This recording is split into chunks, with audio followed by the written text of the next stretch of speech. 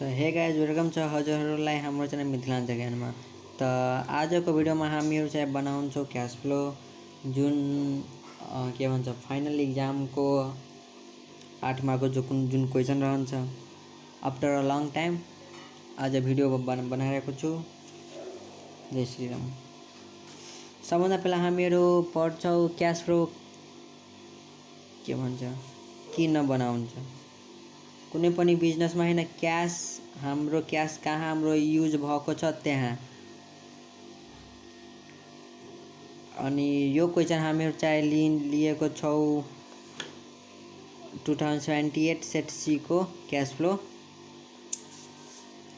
त सबभन्दा पहिला हामीहरू फर्मेटतिर हिँडौँ।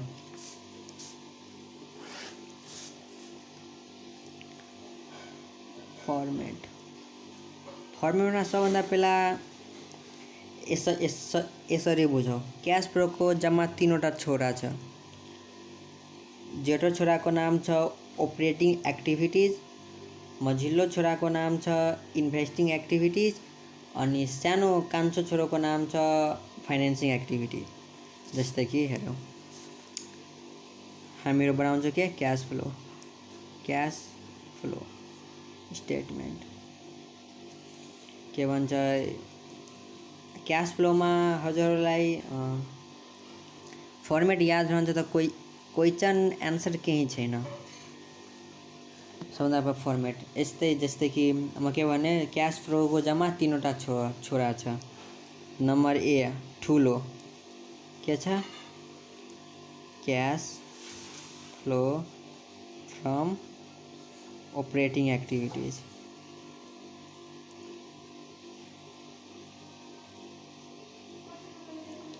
ठीक यो हाम्रो ठुलो छोरा छ क्यास फ्लोको, हाम्रो नै क्यास फ्लोको।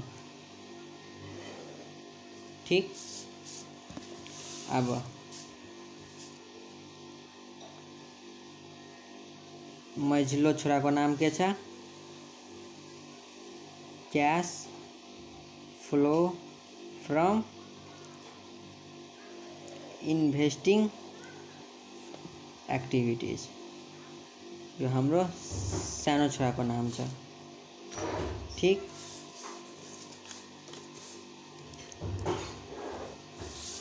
अब कान्छो छोराको नाम cash flow from financing activities. जुन हाम्रो यो कान्छो छोरो हो। हेर्नु क्यास फ्लोको जम्मा 3वटा छोरा। ठुलो छोराको नाम अपरेटिङ एक्टिभिटीज, मझिल्लो छोराको नाम इन्भेस्टिङ एक्टिभिटीज अनि सबभन्दा कान्छो छोराको नाम फाइनेन्सियल एक्टिभिटीज। तो ठीक अब ठुलो छोराको छोराहरू क्यास फ्लोको पोताहरू के भन्छ यसलाई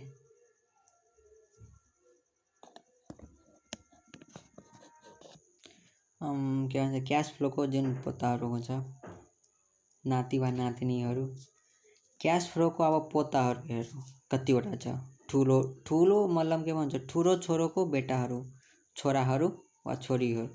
छोरा भनौँ छोरी हैन। Number A cash sales and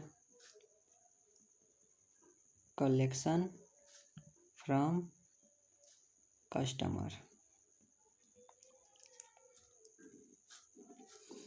एउटा के भन्छ क्यास फ्लोको जम्मा 3वटा छोरा। एउटाको नाम छ अपरेटिङ एक्टिभिटी, ठुलो छोराको नाम के भन्छ माइलो छोराको नाम इन्भेस्टिङ एक्टिभिटीज अनि कान्छो छोराको नाम फाइनेन्सियल एक्टिभिटीज। अब सबभन्दा पहिला के 3वटा छोरा। अब के भन्छ अनि ठुलो छोराको अब छोराकोहरूको हामीहरू डिस्कस गर्छौँ। जस्तै कि के भन्छ ठुलो छोरा कुन भयो यो भयो। अब उनको छोराहरू फर्स्टमा के भयो पहिलो छोरा अनि ठुलो छोराको ठुलो छोरा कुनको छ sales and collection from customer. Sales ठुलो छोरा छ सेल्स यस्तै सम्झ्नु। अनि तब उसको छोरा cash purchase and paid to supplier. ठीक, कैश फ्लो स्टेटमेंट को ठुलो छोरा ऑपरेटिंग एक्टिभिटीज उनको छोराहरूको नाम एउटा भयो सेल्स, एउटा भयो पर्चेज सेकेन्ड नम्बरमा, अनि तेस्रो नम्बरमा छ कैश पेड टू इम्प्लोय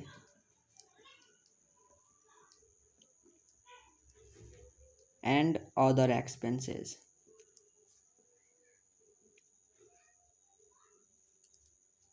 ठीक, यहाँ हामीहरू हेरौँ क्यास फ्लोको जम्मा तीनवटा छोरा, एउटा छ ऑपरेटिङ एक्टिभिटिज, दोस्रो छ इन्भेस्टिङ एक्टिभिटिज, अनि तेस्रो छ फाइनेन्सिङ एक्टिभिटिज। अनि योको अनि के भन्छ ऑपरेटिङ एक्टिभिटीको पनि छोराहरू छ, जुन जेठो मतलब फर्स्ट नम्बरको छोराको नाम छ sales and collection from customer, दोस्रो छोराको नाम भयो purchase and paid to supplier, तेस्रो छोराको नाम छ paid to employee and other expenses, अनि चौथो छोराको नाम भयो क्यास पेड टु इन्ट्रेस्ट, अनि चौथो छोराको नाम भयो क्यास पेड टु इन्ट्रेस्ट, अनि पाँचौँ छोराको नाम छ क्यास पेड टु ट्याक्स। हेरौँ जम्मा क्यास फ्लोको छोराहरू फर्स्ट छ सेल्स एन्ड कलेक्सन, दोस्रो छ purchase and paid to supplier, तेस्रो भयो paid to employee and other expenses, चौथो भयो पेड टु इन्ट्रेस्ट, अनि पाँचौँ भयो पेड टु ट्याक्स। अरू छ तर जुन हाम्रो यो यति आफ्नो क्वेसनहरूमा यति काम लाग्दैन, त्यसै कारण यो पाँचवटा धेरै के भन्छ इम्पोर्टेन्ट वा यो क्वेसनहरूमा धेरै सोध्छ यो सबै। अब हेरौँ क्यास फ्लोको तीनवटा छोरा operating activities, investing activities and financing activities, अनि उसको छोराहरू के भन्छ क्यास फ्लोको नातिहरू पाँचवटा, जुन फर्स्ट भयो फर्स्ट छोराको फर्स्ट बेटा cash and collection from customer, cash purchase and paid to supplier, cash paid to employee and other expenses, अनि cash paid to interest, cash paid to tax. यति भयो। अब हामीहरू यसलाई टोटलमा गर्छौँ त के भन्छौँ net cash flow from operating activities. ठीक, अब यसलाई के भन्छौँ हामी सबै यो ठुलो छोराको छोराहरूलाई एड गरिदेऊ, A plus B plus C plus D plus E, यो यति गरेर जुन निकल्छ नि त्यो हाम्रो क्यास फ्लोको ठुलो बेटाको सम हुन्छ। के भन्छ योहरूको भ्यालुले हैन ठुलो छोरा जनाउँछ। के भन्छ जस्तै कि हजुरहरूको छोराहरूको पहिचानले हजुरको नाम आउँछ, त्यस्तै यो सबैको नामले हैन वा समले क्यास फ्लोको ठुलो बेटालाई जनाउँछ। यति डिटेल्स भयो। जम्मा क्यास फ्लोको तीनवटा छोरा, एउटा छ ऑपरेटिङ एक्टिभिटी, दोस्रो छ इन्भेस्टिङ एक्टिभिटीज, अनि तेस्रो चाहिँ फाइनेन्शियल एक्टिविटीज। आपने अपना सके ई मात्रै काम गरेको छै कि क्यास फ्लो में नै क्यास फ्लो को बड़का बेटा के नै 5 गो बेटा है, अते मात्र बुझू। ऐ क्वेश्चन में नै 5 गो ऐने बड़का बेटा के नाम छै cash sales and collection from customer, दोसर बेटा के नाम छै purchase and paid to supplier, तेसर बेटा के नाम भाई छै paid to employee and other expense, अनि चौथा बेटा को नाम भाई छै पेड टू इंटरेस्ट, अनि पांचवा बेटा के नाम छै पेड टू टैक्स। अत्ते मात्रै नै बुझो। अब दोसर अब यही सबके बेटा नहीं है, कैश फ्लो के मझिल्लो बेटाकै बेटा सब नहीं है, अते मात्रै बुझ्यो। अकर सब दोस्त यारी सब हेले, दोस्त नै कहै छै दोस्त के भन्छ यसलाई, यो इन्भेस्टिङ एक्टिभिटीको साथीहरू छ, यति मात्रै बुझ्यो। वा उसको दियादको छोराहरू, छोरा नभनौँ दोस्तै भनौँ, यो सबै यो अनि के भन्छ यसको अनि यसको दोस्तैहरू हुन्छ सबै। योमा कुन कुन आइटमहरू रहन्छ, जस्तै कि पर्चेज अफ फिक्स एसेट्स, अनि सेल्स अफ फिक्स एसेट्स,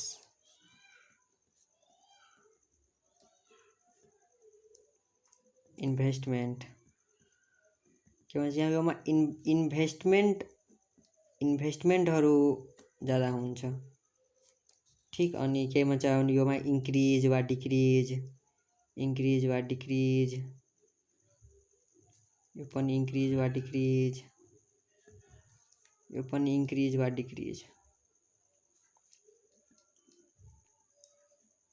म दोस्रोमा सबैको फेरि लेख्छु।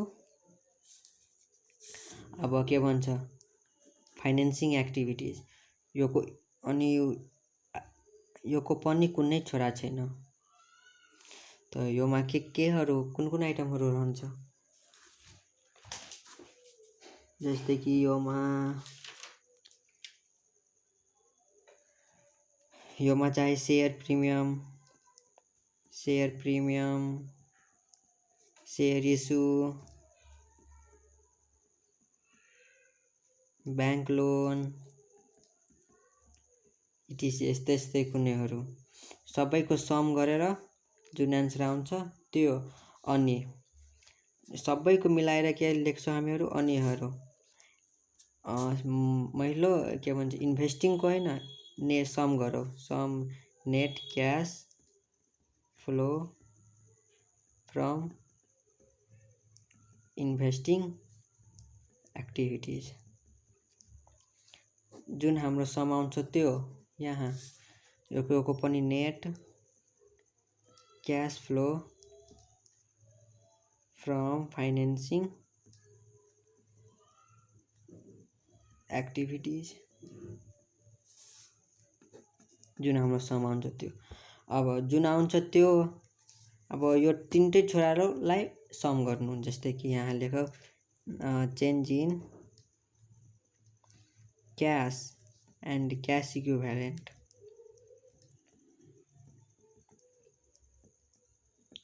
यो तिनटैलाई एड गरेर A plus B plus C, के भन्छ यो क्यास फ्लोको तिनटै छोराहरूको सम गरेर जति आउँछ त्यो हाम्रो यो भयो। अब क्वेसनमा दिएको होला ओपनिङ स्टक, प्लस गर्नु ओपनिङ स्टक, जति ओपनिङ स्टक आउँछ नि त्यो प्लस गर्नु, प्लस गरेर जुन हाम्रो यो आउँछ नि एन्सर के भन्छ क्लोजिङ वा स्टक भनौँ वा क्लोजिङ ब्यालेन्स, जुन आउँछ यो त्यही हाम्रो एन्सर भयो, जुन यो हाम्रो क्वेसनमा पनि हुन्छ क्लोजिङ के भन्छ क्लोजिङ स्टकमा हैन, जुन हाम्रो एन्सर हुन्छ। अब क्यास फ्लोको तीनवटा छोरा, उसको फर्स्ट छोराको नाम छ अपरेटिङ एक्टिभिटीज, सेकेन्डको छ इन्भेस्टिङ, थर्डको भयो फाइनेन्सिङ, ठीक। ठुलो छोराको छोराहरू जस्तै कि cash sales and collection from customer, cash purchase and paid to supplier, cash paid to employee and other expenses, cash paid to interest, अनि क्यास पेड टु ट्याक्स, अनि यो सबैलाई जोडेर जुन आउँछ त्यो। अब हेरौँ, अब हामीहरू भन्छौँ योको आइटमहरू, ठुलो छोराको छोरा जस्तै कि क्यास सेल्सहरू नि, ए नम्बरमा के छ cash sales and collection from customer, यो भयो। अब योमा कुन कुन आइटमहरू हुन्छ, सबभन्दा पहिले यहाँ सेल छ त हाम्रो सेल भइहाल्छ, अनि सेल्स जहिले पनि पोजिटिभमा हुन्छ, यति मात्रै याद हुनु, यो पोजिटिभमा हुन्छ, सेल्स पोजिटिभमा हुन्छ। अब डेप्टर हेर यो इन्क्रिज हुन्छ त यो माइनस भइहाल्छ। जस्तै कि हेर डेप्टर हाम्रो के भयो, सम्पत्ति भयो, सम्पत्ति बढ्छ त क्यास फ्लोमा यो माइनस भइहाल्छ। के भन्छ सम्पत्ति बढ्छ त हाम्रो माइनसमा भइहाल्छ। माइनस भनेको यहाँ ब्र्याकेट पनि दिन्छ, त्यसले पनि चल्छ। अब हेर डेप्टर डिक्रिज, जहिले हाम्रो सम्पत्ति घट्छ त यो पोजिटिभ भइहाल्छ भ्यालु। योमा हुन्छ बिल्स रिसिभेबल, सरी योमा लेख्नुभन्दा पहिला यहीँमा बिल्स रिसिभेबल, यो पनि सेमै छ किनकि यो हाम्रो सम्पत्ति हो, यो भयो। हेर एसेट्स बढ्छ, आउटफ्लो घट्छ डाउनवार्ड, अनि एसेट्स घट्छ त आउटफ्लो बढ्छ, यति मात्रै बुझ्नु। अब बीमा के छ, purchase cash, purchase and paid to supplier. Cash paid to supplier भनेको के, सप्लायर हुन्छ सरी सप्लायर्स, योको मतलब के हामी कुनै सामान हैन कहाँबाट किनेको होला। जस्तै कि हाम्रो भयो किराना पसलको दोकान, त हामीहरू किराना पसलको दोकान छ त कुनै होलसेलरबाट त हामी त किनेको त होला, पर्चेज वा केही यही छ यो। त योमा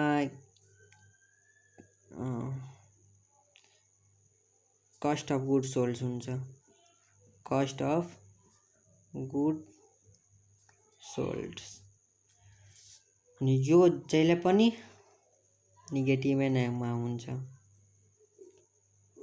किनकि हेरौँ के भन्छ यसलाई, हामी कुनै सामान किन्छौँ त हाम्रो स्टक बढ्यो तर हाम्रो पैसा गयो नि, जब पैसा गयो त हाम्रो यो नेगेटिभमा भइहाल्छ। ठीक। अब योमा हुन्छ क्रेडिटर वा बिल्स पेएबल इन्क्रिज, यो लाइबिलिटी बढ्छ त आउटफ्लो पनि बढ्छ, लाइबिलिटी घट्छ त आउटफ्लो पनि घट्छ, यति। त हाम्रो यो के भयो, सम्पत्ति के दायित्व भयो, दायित्व हाम्रो इन्क्रिज भयो त यो पोजिटिभ भयो, अनि यही डिक्रिज हुन्छ त यो पनि माइनस भइहाल्छ। ठीक, बढ्छ त बढ्छ घट्छ त, अनि योमा इन्भेन्ट्री वा स्टक दिएको हुन्छ, यो यदि बढ्छ, अब हेरौँ अब यो नबुझ्नु से यो पनि लाइबिलिटी भयो, इन्भेन्ट्री हाम्रो सम्पत्ति भयो, त जहिले सम्पत्ति बढ्छ त हाम्रो के छ, सम्पत्ति बढ्छ त आउटफ्लो घट्छ त यो नेगेटिभ भइहाल्छ, अनि यही डिक्रिज हुन्छ यो प्लस भइहाल्छ। ठीक, यति। अब सीमा भइहाल्यो, क्यास पेड टु इम्प्लोइ। अब हामीहरू त कुनै मतलब के भन्छ, हाम्रो जस्तै कि किराना पसल छ, अब यो किराना पसलमा कुनै स्टाफ हाम्रो काम गर्छ त पैसा हाम्रो जान्छ वा हुन्छ त यो भयो नि। जस्तै कि अब योमा के भन्छ अदर एक्सपेन्सेस, सबभन्दा पहिला अदर एक्सपेन्सेस हाम्रो कहाँ खर्चहरू भयो, यदि यो पनि हाम्रो नेगेटिभमा हुन्छ, अनि जुन ट्रायल ब्यालेन्स सिटमा होला कुनै एडमिनिस्ट्रेटिभ के भन्छ एडमिनिस्ट्रेटिभ एक्सपेन्सेस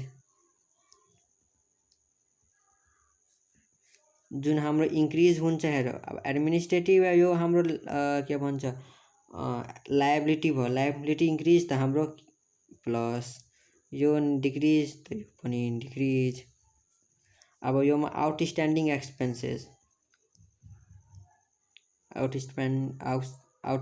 एक्सपेन्सेस इन्क्रिज। हजुरलाई थाहै छ यो हाम्रो के भन्छ लाइबिलिटी भयो। त लाइबिलिटी इन्क्रिज हुन्छ त पोजिटिभ, यो डिक्रिज हुन्छ त नेगेटिभ। प्रिपेड एक्सपेन्सेस इन्क्रिज हुन्छ, यो हाम्रो सम्पत्ति भयो। यो सम्पत्ति के भन्छ घट्छ त बढ्छ त यो नेगेटिभ भइहाल्छ सम्पत्ति। अनि यही के भन्छ डिक्रिज हुन्छ त यो बढ्छ। अब डी नम्बरमा के थियो हाम्रो क्यास पेड टु इन्ट्रेस्ट। योमा चाहिँ के भन्छ इन्ट्रेस्टको आइटम, इन्ट्रेस्ट एक्सपेन्सेसको आइटमहरू हुन्छ। इन्ट्रेस्ट एक्सपेन्सेस वा इन्ट्रेस्ट पेड इन्क्रिज हुन्छ त बढ्छ, यो पनि हाम्रो के भन्छ लायबिलिटी नै भयो। इन्क्रिज हुन्छ त प्लस हुन्छ, यदि यही डिक्रिज हुन्छ त यो माइनस भयो। ठिक, अनि यो इन्ट्रेस्टको आइटमहरू हुन्छ डीमा क्यास पेड टु ट्याक्स। योमा चाहिँ ट्याक्स सम्बन्धी हाम्रो आइटमहरू बस्छ, जस्तै कि इन्क्रिज।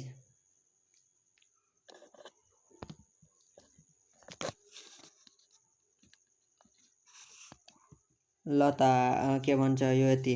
ल त यो भिडियोमा यति नै छ। भिडियो राम्रो भएमा लाइक शेयर सब्सक्राइब गरिदिनु होला। अनि यो अहिले फर्मेटै छ, दोस्रो भिडियोमा हामीहरू एक्सर्साइज गर्छौँ। ल भाइ, जय नेपाल।